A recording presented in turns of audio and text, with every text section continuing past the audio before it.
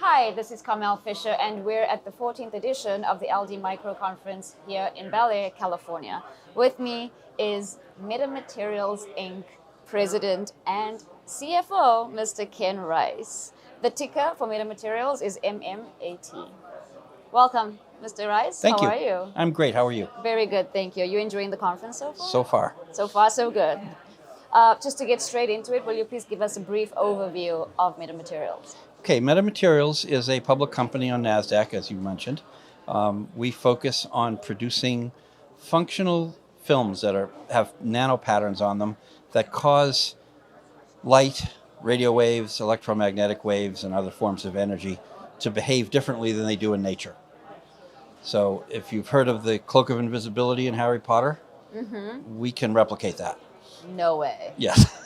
Tell me more, please. So what we're able to do is, if you look at over history, the changes in science and technology have usually been driven by material science. So I talk to people about, we didn't leave the Stone Age because we ran out of stones.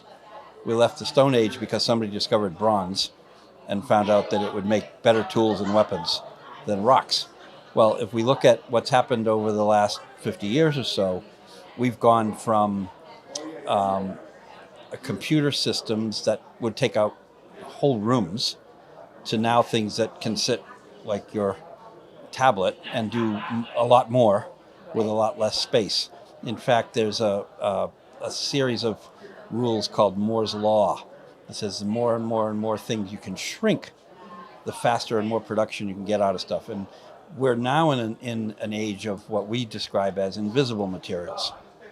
And what our materials do is we can take at a nano scale, very, very small scale, put patterns on plastics or glass or other things.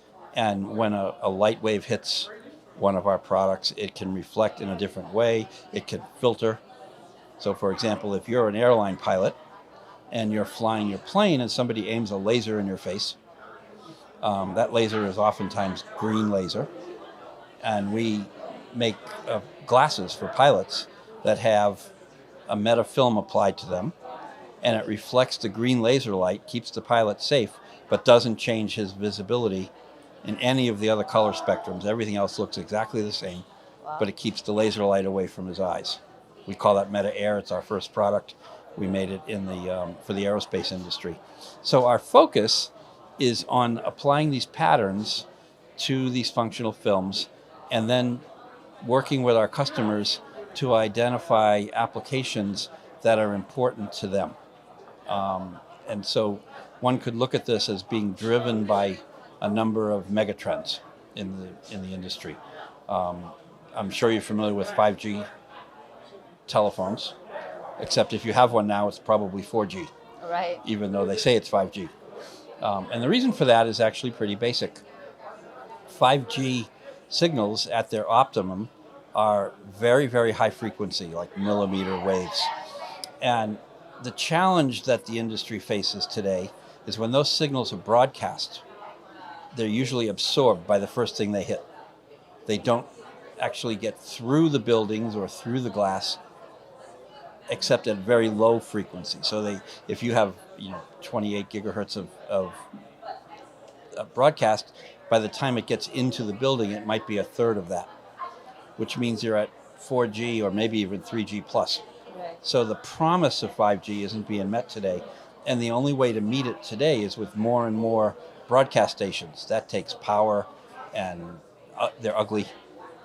So if you think about, so what our technology does in that indication is we can take a fully transparent piece of film. It looks just like clear plastic, but it's very flexible.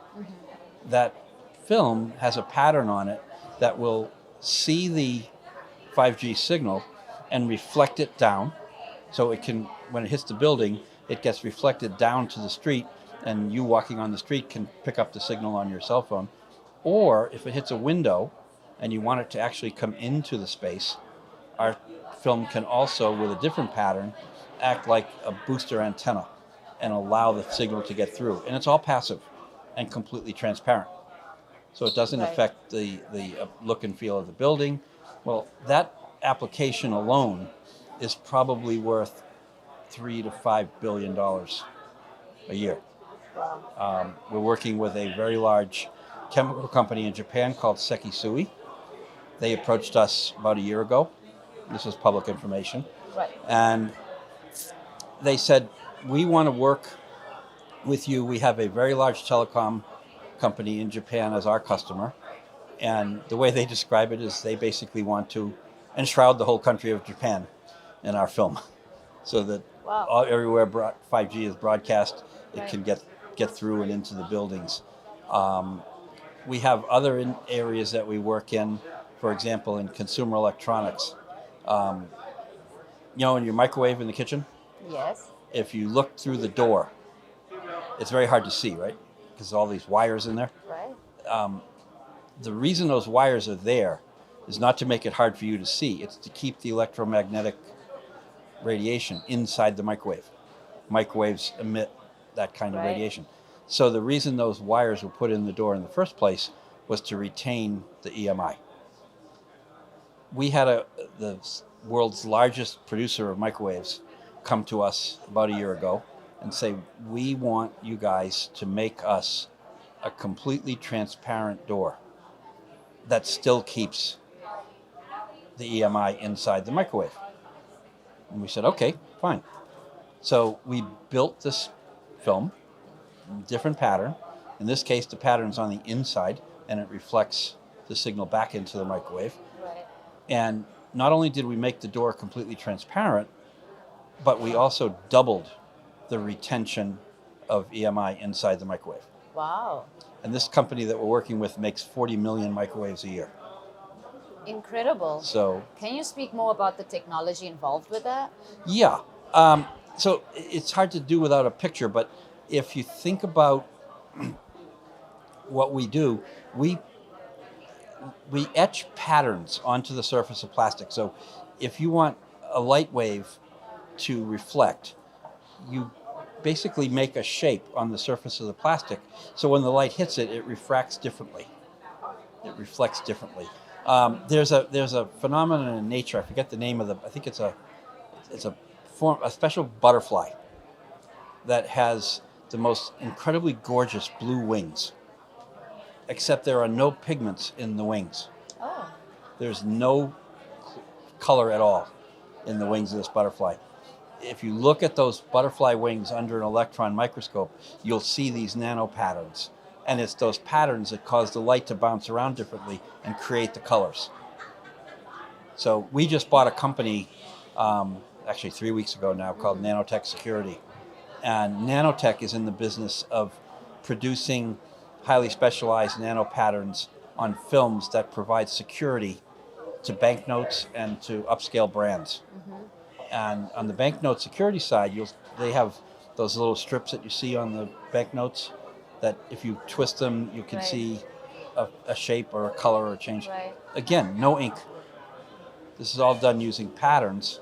In their case, it's multiple billions of holes that reflect the light a certain way. And they're all designed by a computer. So the technology that we have at the core is an understanding of how to design those patterns and optimize them such that the material does what we want it to do.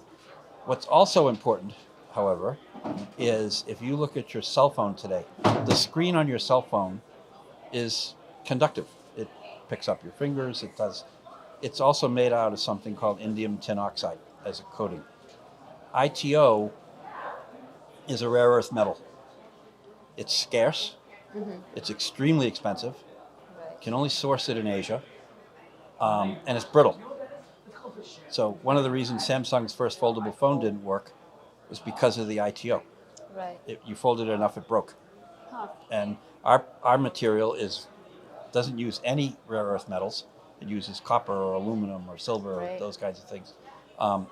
They're done on plastics that are very, very, very malleable. We use about 1/10 of the thickness of what's required for ITO today. And so the technology all came from, one way to think about it, it's all physics. And we have a lot of really smart engineers in our company that understand the physics of light and radio waves and electromagnetic waves. And what made me join the company I joined in December, was that we're also working in the medical field. Well, okay, tell And us more. we have a couple areas that we work in. We work in imaging, we work in wireless sensing. In the imaging space, I spent a lot of my life doing diagnostic imaging and central nervous system disorders and cardiovascular things. And so when I found out first about Meta, I was very excited by what we were doing in the imaging space, because we have, using our films, we can cause a magnetic resonance image machine, MRI, to work at up to 40 times better performance than what you can see today with the technology. And we do that by applying our film to a special device that if you're a patient, you put this device under your back and it modulates the frequency so that you get 40x, up to 40x, the improvement in signal. And you don't need to use a bigger magnet. You don't need to spend a lot of time in the machine. So we can take a scan that would today require an hour and a half, and do it in 10 or 15 minutes with resolution that's never been seen before.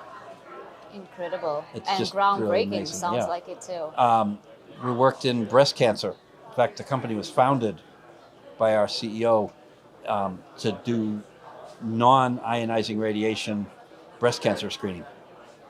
It uses microwaves to look at tissue, and what it does is it allows us to enable women that are in their 20s to get scanned very quickly, easily, safely, Right. establish a baseline Accurately. and accurately, and track it over time Right. with no ionizing radiation. And again, it's one of these tools that if we see something in our scan that looks questionable, then we can say, go get a confirming scan, but you're only going to do that when you need to, Right. as opposed to using it as a prophylactic. We also have the capability, using that same technology, to differentially diagnose strokes. So if somebody has an ischemic stroke, that can be treated, if it's discovered quickly enough, with a drug called TPA. But if you give a hemorrhagic stroke victim TPA, you can hurt them very badly. And so we have technology that we're developing that can be used in the ambulance to maximize this magic 3-hour window that TPA has to get on board with stroke. So those were the things that really were exciting to me on the diagnostic side. And then the other thing we do, which is really, really exciting, is we have technology in development now for completely non-invasive glucose monitoring. So we can monitor in type 2 diabetics, type 1 diabetics, and pre-diabetic people with no needles. So if we look at what's out there today, there's products from Abbott like Freestyle Libre and Dexcom. They are minimally invasive, but they still have needles. Right. Ours are needleless. It takes advantage of the fact that we apply our Meta film to the device, and it makes the skin invisible to the device. It doesn't hurt us, but it modulates the frequency and allows both infrared light and radio waves to get directly through the skin into the interstitial fluid in the body and find the glucose. Wonderful, wonderful. Okay, moving on to more of a corporate discussion. Can you touch some light on your two new leaders appointed within the company? We've in the last 8 months, we've actually grown almost a complete C-suite. Wonderful. George Palikaris is our CEO and founder. Just a wonderful guy, really, really clever. And when I joined in December of last year, he was actually really lonely. He didn't have a lot of direct reports that were able to leverage his time and offload some of his work. We've added since then. I joined in December. Dr. Jonathan Waldron joined at the same time as our Chief Technical Officer. Scott Richards joined as our Chief Marketing Officer. And we have Gardner Wade has joined as our Chief Product Officer. So we built out a C-suite in part to account for the fact that we are now a very different company than we were a year ago. When I joined in December, the market value of Meta was $30 million Canadian. Today, it's 1.6 billion Right. US. That's a very different world, a Very different different kind of world. company to run. So we're very excited about the new people, and we're not done. Fantastic. Well, we'll be keeping our eye out on that. Give us a quick history on, as you mentioned, the change in the corporation, what you're growing towards, and also how the stock is affected. Okay. Well, Meta, like most companies of our stage and size, we went public for the first time in Canada in March of 2020. We did that via a reverse triangular reorg with a company that was a shell in Canada. The goal was to get public on the Canadian Stock Exchange and then very rapidly migrate to NASDAQ. And then COVID came. So things slowed down a little. Right. So in the fall of last year, we were approached by a number of entities, actually, but the most aggressive of them in terms of opportunity and timing was a group called Torchlight Energy Resources.